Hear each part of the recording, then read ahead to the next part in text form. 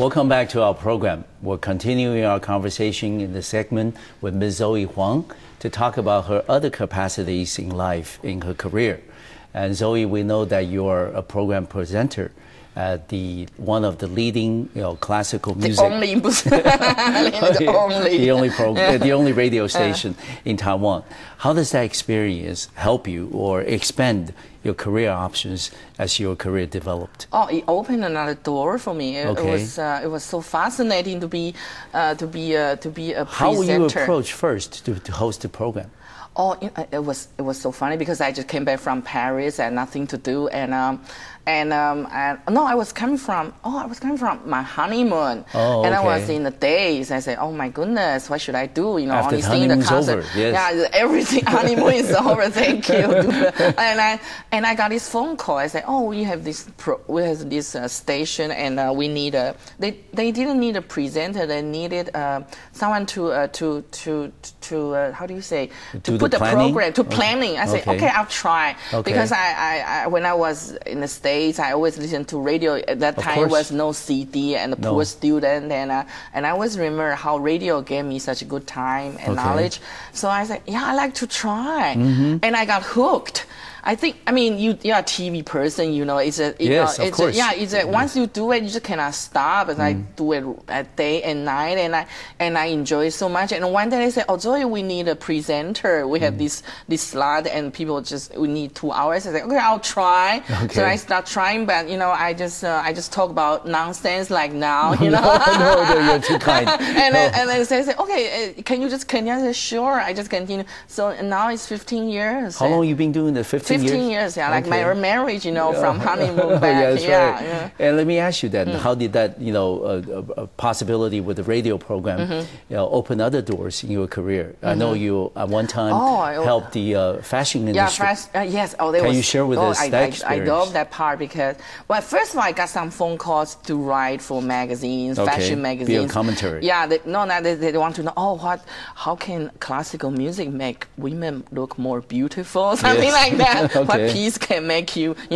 So I enjoyed writing essays, and one day, and I through all these columns and meetings, I met a fashion designer, Jamie Chen. She's the best one in Taiwan, and she's and I love her clothes. I mean, I don't buy anything from her, but it's very, very profile. So I said high profile. So I said, yeah, and we had a meeting, and she said, I'm going to do a fashion show. Would like to see? So I went to see the fashion show, and I enjoyed it very much. We became friends, and we spoke about everything. I say, but I say, fashion show. I say, is it possible to put classical music with fashion show? She said, why don't we try?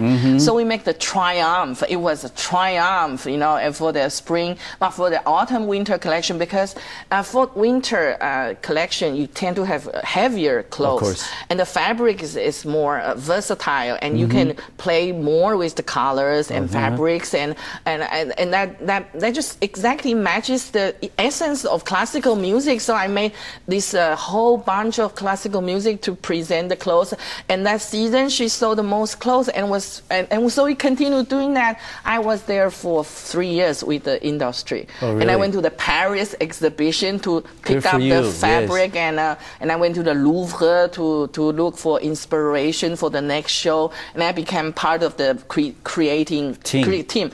It was so exciting. I enjoyed it every minute in my life. Yes. What about the other possibilities with after the radio program? Oh, it was writing. So with all this running around and with all the concert, with fashion show, and I told myself I need some quiet time, to meditate. So I just sit before my desk and I start writing. Down on the paper. and I wrote 9 books, and I say, oh boy, it's very impressive. To me it's very, very good, because I don't. It has opened up another door for me to write. Maybe just as when or picture, I took photos. In those books, and I joined.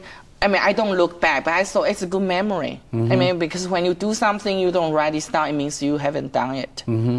But I think, our viewers back home will probably agree with me on this, is that traditionally, when we think about classical musicians, we think about them, as one-dimensional. They know an instrument or they know vocal training and they continue pursuing that goal, and that's it.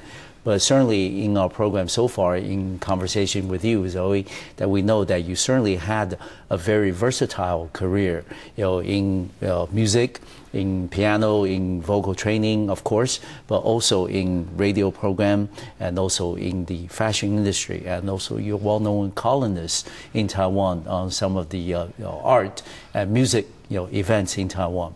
So how would you share that your experiences so far in your career with other music students or people who are interested in sending their kids through a music education or related programs? What would be the things, what would be your word of advice in terms of how to cultivate the children to fit the competition, to challenges that lay ahead? Oh, I think I should be modest about this question because my own experience is too narrow. And the only thing I would say is you must do everything with such passion, because I think because I have such passion for music and I can transform this passion to other things, and like fashion or writing or radio broadcasting and in life as well. Of course. And with people. And I think that's the essence of being an artist, and that's how you enjoy life and how you share your artistic inspiration with people, because people really need that. People that we all live in a very stressful life, and you have to share beauty with people. Otherwise, you just stay at home in your ivory tower. It's just the world is not like that anymore. It's changing very fast, and you have to catch on with that. And the only thing I would say to have passion, I read something about James Watson, the 1961 Nobel Prize winner. He discovered the DNA structure, and people are asking him, what's your first main purpose to study this? And he said, because he wanted to know how can one person can play Rachmaninoff's Piano Concerto No. 2, because that's the most difficult piano piece in our repertory. And that struck me like, oh, so music can affect someone with such a greatness, inspiration. Yes. So I must do my best to achieve this goal. Otherwise, your life will be wasted. Yes, yeah. Out of all the things that you've done so far in your life, in your career, what is your preference?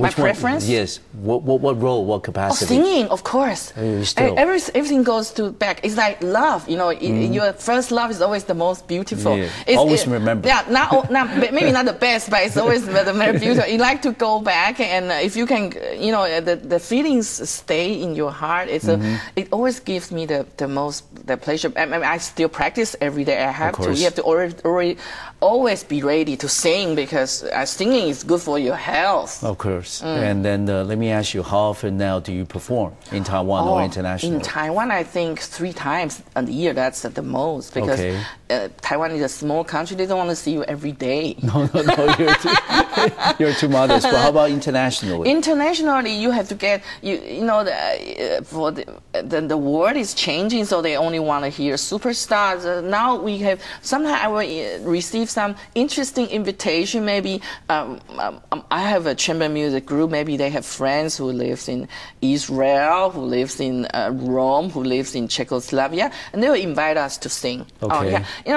We get this kind of diplomatic concerts from time to time. It's very interesting. But in preparation for each of the performances, you need to practice. Oh, yes. Yeah, and also you need to, work with the orchestra. Yes. With the conductor. Your pianist and everything. Of course, to build up your working, understanding. Always. Yeah. How is that experience difficult? Oh, that's why I said, I didn't answer your question before, how to be a good vocalist. Yeah. You have to have very good bass. You have while you are young, like as a singer, if you are 17, you have to have a very good teacher, and you have to work very slowly until 24. Because after 24, for a female's voice, your voice is started changing. Yeah. not changing, no more. You cannot use your mother's gift. You have to use your technique. That's why you have to lead a very disciplined life. And you have to know what kind of songs you have to sing. You cannot sing something not good for your voice. You have to work with the right people, and not to drink, not to smoke, and go bed early. No spicy food. Oh no, especially before singing, and no drink alcohol, no champagne, nothing. You have to it's a very, it's a hard life. Of course, these are the choices that you make. And I mean, I understand that your family, your parents, and also your husband, need to be a very integral part of they're this. okay. I mean, they are so used to it. Yeah, but so, they got to give you the support that you need. And they'll say, so don't get too nervous, because I think the most difficult thing is to wait before the concert. That part is very difficult. Anticipation is it's so nervous, and you just have to. I mean, no matter how many performances you have done, you are always nervous, because you never know what's going to happen in that moment. Because we are live human beings, you know, course. And everything could happen. Yes. And I just bless for the best. Yes, but certainly I think your family members are very, very important in the success that you've enjoyed in your career so far. They are wonderful, and I have some wonderful teachers and friends, and I think that's the most important in life. You have to have good people around you. After a short break, we'll come back with Miss Zoe Hwang. I'm going to ask her about the music education in Taiwan. What are the things that she would recommend that our government and our people watching at home, will implement to help our music education more comprehensive and more competitive on the international level? We'll be right back.